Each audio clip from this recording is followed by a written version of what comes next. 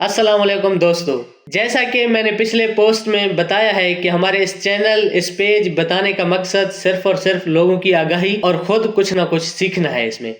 تو آج میں اپنی پہلی ویڈیو میں ایک بیسک چیز لایا ہوں آپ کے لیے، ایک بیسک سکل لایا ہوں سیکھنے کو۔ انشاءاللہ وہ تمام دوستوں کے لیے بھی فائدہ مند ثابت ہوگا، اور کلینکل سائٹس پہ جتنے بھی لوگ محنت کر رہے ہیں، جتنے بھی لوگ کلینکل سائٹس پہ ہوتے ہیں، ان کے لیے بھی انشاءاللہ بہت مفید ثابت ہوگا۔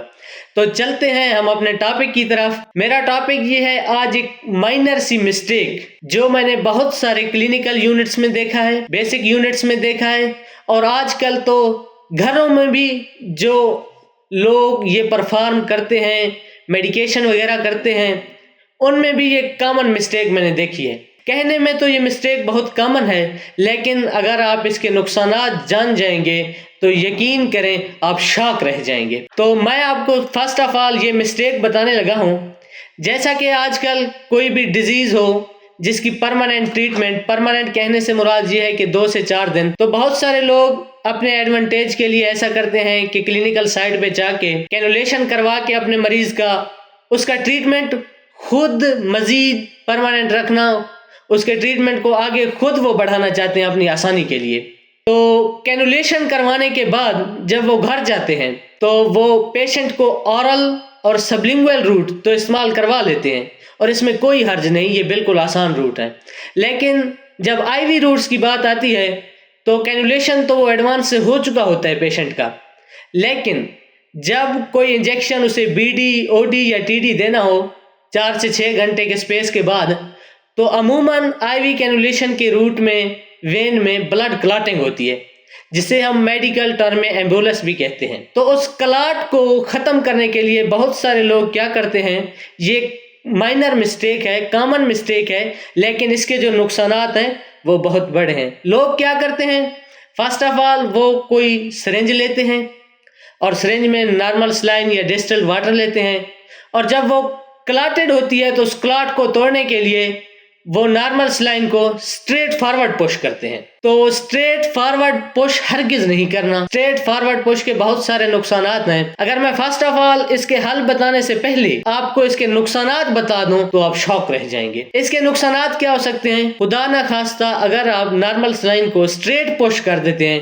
تو کلاٹ، جسے ہم ایمبولس کہتے ہیں، ٹوٹے بغیر وین میں فلو کر جاتی ہے، اور اس کے نقصانات کیا ہو سکتے ہیں؟ وہ کرونری آرٹریز میں پہنچ سکتی ہے، وہ ہمارے ایورٹا میں پہنچ سکتی ہے، وہ ہمارے ہارٹ چیمبر میں پہنچ سکتی ہے۔ فرسٹ آف آل اگر دیکھیں، وہ ہماری پلمونری ایمبولزم، یعنی پلمونری حصے میں جب جاتی ہے اسے ہم پلمونری ایمبولزم کہتے ہیں، لنگز کا نقصان پہنچانا۔ وہاں جو کلاٹ پہنچتی ہے تو آکسیجن کم ہوتا ہے، بلڈ میں آکسیجن کی کمی کا باعث بنتا ہے۔ اس سے کیا ہوتا ہے، ٹیشو کو آکسیجن کم ملتی ہے، ہمارے آرگنز کو آکسیجن کم ملتی ہے، جس کے نتیجے میں نیکروسس ہو سکتی ہے۔ نیکروسس کیا ہے؟ یعنی کہ ٹیشو کا death, sudden death of tissues is called necrosis. تو نیکروسس ہو سکتی ہے، یہ ایک اہم نقصان ہے۔ اس کے بعد اگر میں برین کی طرف چلوں تو برین شاک ہو سکتا ہے۔ کیوں ہو سکتا ہے؟ کیونکہ برین کو مکمل بلڈ نہیں جاتی، بلڈ میں کلاٹنگ فیکٹر ہوتا ہے، وہی ایمبولس، وہی خون کا لوتھڑا بلڈ میں پہنچ کر کہیں نہ کہیں آکسیجن یا بلڈ کی رکاوٹ بنتی ہے ٹورڈز آور برین، تو اس سے برین شاکیج بھی ہو سکتی ہے۔ تیسری اور مین جو اس کا نقصان ہے وہ یہ ہے کہ اس سے مایوکارڈیل انفارکشن، یعنی ہارٹ اٹیک جسے ہم کہتے ہیں، وہ بھی ہو سکتا ہے۔ جب ہارٹ کو بلڈ کم جاتا ہے تو ظاہری سی بات ہے کیا ہوتا ہے، ہارٹ اٹیک ہو سکتا ہے۔ اس سے پہلے میں ایک اور ٹرم استعمال کروں گا، کارڈک ٹیمپونیٹ، ایک مین اور اہم ڈیزیز ہے۔ اہم اس لیے کہہ رہے ہیں کہ یہ بہت خطرناک ڈیزیز ہے، لوگ اس سے واقف بھی نہیں ہیں۔ کارڈک ٹیمپونیٹ بھی ہو سکتی ہے جو بعض اوقات لائف تھریٹننگ کنڈیشن بن سکتی ہے، حتیٰ کہ اتنی کمپلیکیٹڈ ہو جاتی ہے کہ کوئی پیشنٹ جان سے بھی جا سکتا ہے اسی کی وجہ سے۔ تو اس کا میں حل بتانے چلا ہوں کہ کرنا کیا ہے۔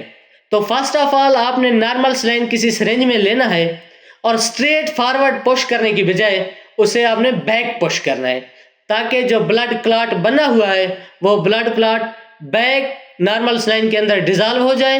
تو ان نقصانات کو میں اگر سمپلی سمرائز کروں، let me break it down in our own words, 3 main complication, یعنی میں آرگن فیلئر ہو سکتی ہے۔ کون کون سی؟ پلمونری ایمبولزم میں کیا تھا کہ ہماری لنگز فیلئر ہو سکتی ہے، برین شاکیج ہو سکتی ہے، اس کے علاوہ مایوکارڈیل انفارکشن یعنی ہارٹ اٹیک ہو سکتی ہے۔ اس کے علاوہ بھی بہت ساری کامن بیماریاں اسی ایک مائنر مسٹیک کی وجہ سے ہو سکتی ہیں جو کہ آج کل کامن ہے۔ تو میں اس کا حل بتانے لگا ہوں۔ کرنا کیا ہے، آپ نے نارمل سلائن لینا ہے، 10 cc سرنج، 5 cc سرنج جو بھی ہو، کوشش کریں کہ 10 cc سرنج لیں تاکہ وہ پریشرائز کم کر سکے وین کو۔ وین کے پھٹنے کے بھی وہاں چانسز ہو جاتے ہیں اگر آپ 3 ml یا 5 ml سرنج یوز کریں گے for normal saline pushing toward when. تو ہوتا کیا ہے، آپ نے کیا کرنا ہے، آپ نے اسے first of all back push کرنا ہے تاکہ وہ جو کلاٹ بنا ہوا ہے وہ آسانی سے آپ کے سرنج کی طرف آئے، نارمل سلائن میں مکس ہو کر ڈیزالو ہو جائے۔ تو یہ اس کا بہترین اور آسان حل ہے۔ اس میں نے بہت سارے ٹرم یوز کیے ہیں جس طرح کہ مایوکارڈیل انفارکشن، سمپل سی بات ہے ہارٹ اٹیک، اور ایک اہم چیز کارڈیک ٹیمپونیٹ۔